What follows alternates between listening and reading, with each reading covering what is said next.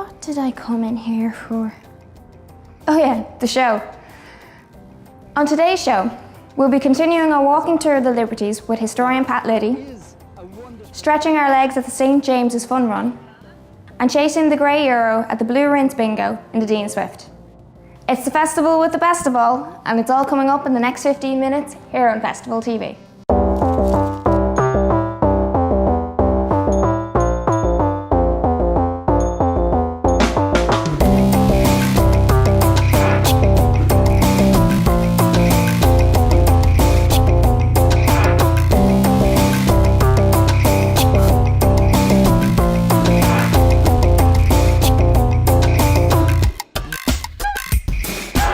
You'd think Pat Liddy's legs would be getting tired at this stage. But no, he's back with another fantastic instalment of his walking tour of the Liberties. Though if you see him down at the fun run, you might want to call the doping authorities.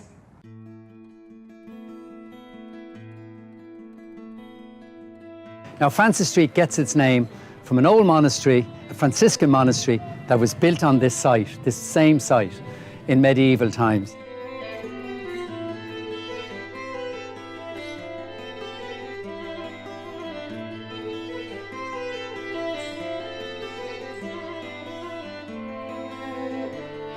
Cities down the centuries have to evolve. And of course, Francis Street has evolved. It's now a wonderful street of almost 20 antique shops and galleries. It's an absolute browser's paradise. We're here in just one of those wonderful antique shops where you can just come in and lose yourself. So Francis Street is one of these new places in Dublin where you can come and enjoy yourself.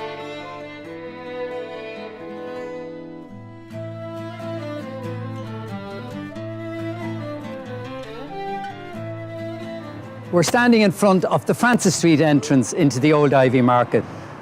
I had the pleasure of being in here many times and walking around all the stalls of mostly second-hand clothes and listening to the women selling their wares and the noise and the conversation and so forth. It was a wonderful old tradition.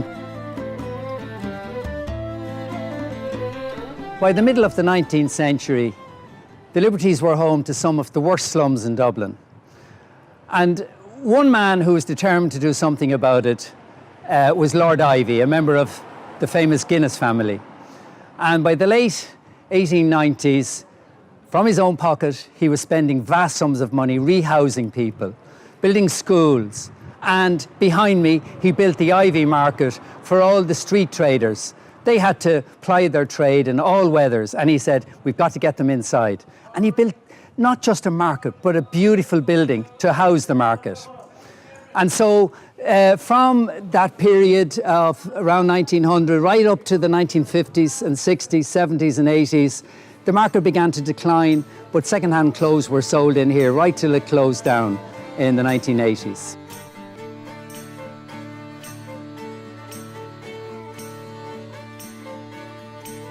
It's sadly a derelict building now, but we hope in the future it will have a new use as a market building. Now, there is a wonderful representation of Lord Ivy in a little sculpture behind me up here. It shows a statue of a winking face. That is Lord Ivy, winking at us all, having the last laugh.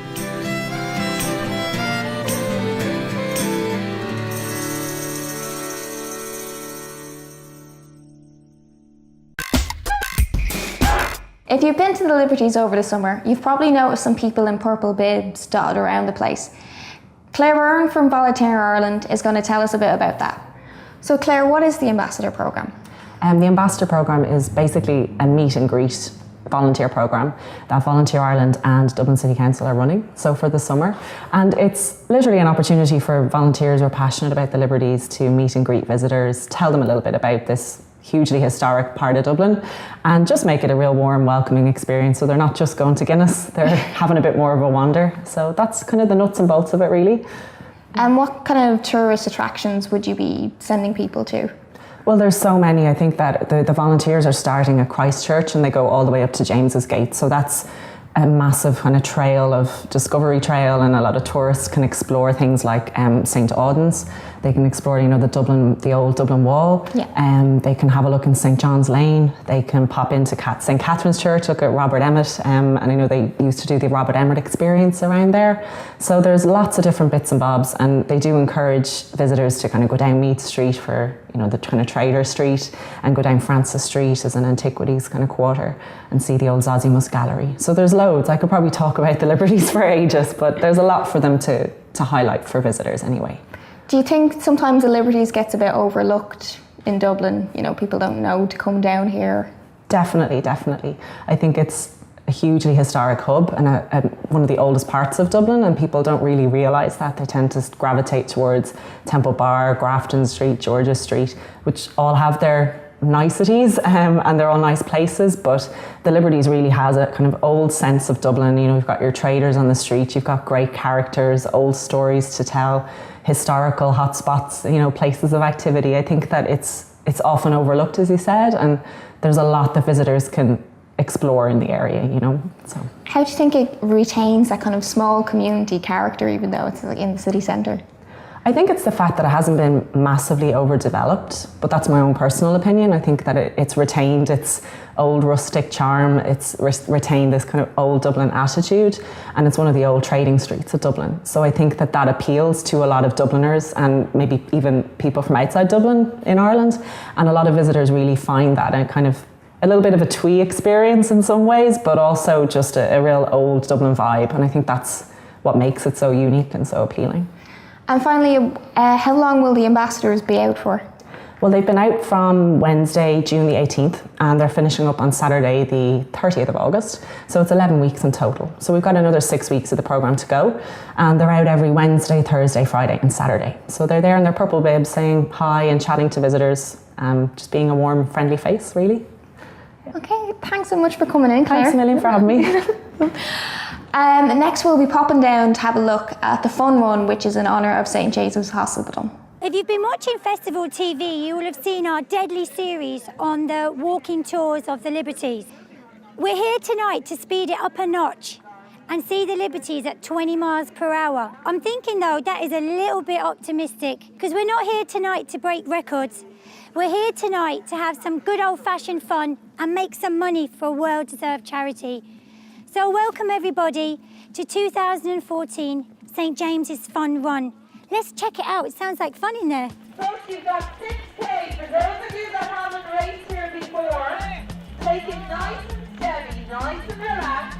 Some of the athletes up the front are very fast runners. You don't need to worry about anything. You've got 6K. You'll be coming back in this way, back through the gates to Kilmainham Way, and we'll be here to greet you. I used to work in Saint Jamses Hospital in the Hope department. So this is my first marathon, so I thought it would be a quick, nice start. So It's really for the charity purposes. We're doing the run because St James is our local hospital and we just want to support it. So now they're going to start coming in hot and heavy as they cross the line here. Donald O'Sully went through there earlier in 2003, coming across the line now is Kieran Bannon.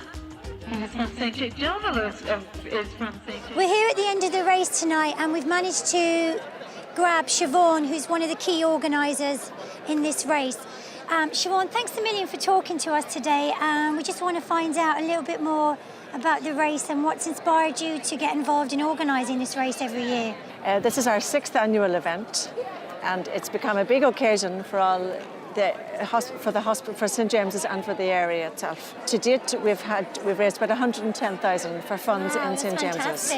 Where's the money going to go this year, Siobhan? This year, we're raising money to develop quiet rooms for families of ill patients and bereaved patients within St James's Hospital. I think that's fantastic. Well, thanks a million, Siobhan. You're doing great stuff. You're making a difference, and people are having a lot of fun as well. Are you seasoned runners? Would you all run regularly, or you just put on the runners for tonight? Oh no, we run regularly. Yes, we run on a very regular basis. We run with Rahini Shamrock. Oh, okay. And have you done many races? Many run. 200 this year. Oh. 200.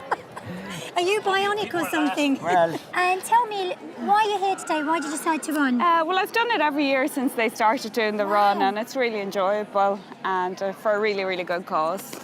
How does it feel to complete the race? Hot and sweaty.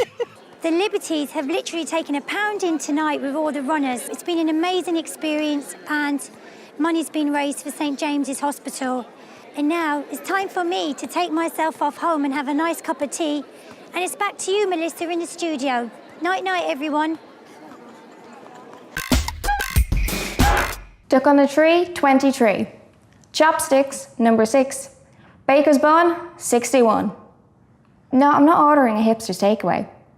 It was Blue Rinse bingo night down on Dean Swift on Thursday. Arbor went down to check it out, and here's how the balls bounced.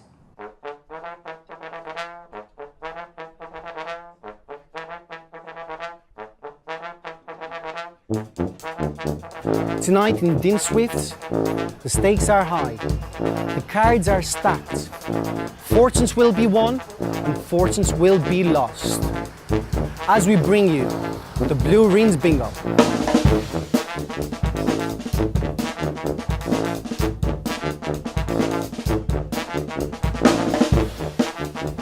We're here with Liz, one of the organisers of the event.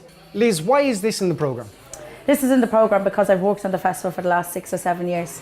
In the last year I've started entertaining around pubs and that, and I usually sing here on a Sunday night, but they asked us to start doing this because the guy that used to do it left. So we started doing this for the fun, and it's just kind of only starting, so we said we'd put it in the programme and see if we can start getting more people in. And it's something for the community, and I feel that it's great for them to get all together just to play bingo, and it's not just associated with drink, they're having a good night as well, do you know what I mean? So.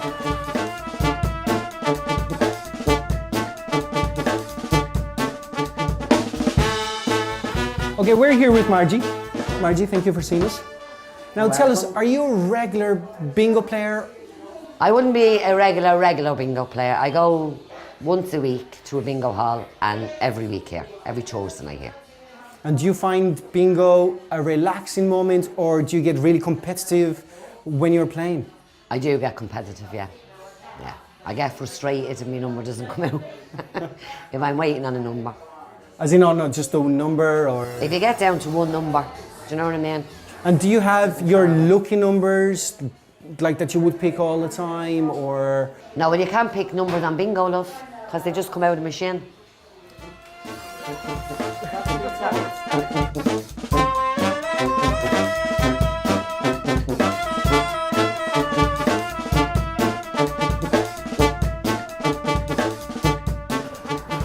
I marked 25 for one number. It was a 25, 22 maybe, or 23. Oh, hi. Well, that was some night. Didn't win, but I hope that has given you an idea of what bingo is. It's social, for all age groups, and if we spend a bit more time screaming at little tiny balls than speaking on the phone, then Dublin would be a much, much more joyful place. Well, from us to 9 in Dean Swift, my name is Arbor. Good night, I'm back to the studio.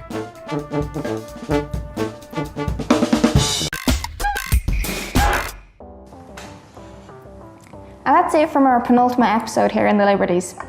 We'll be back again on Monday, where we'll be rounding up the best action that happened over the weekend. See you then.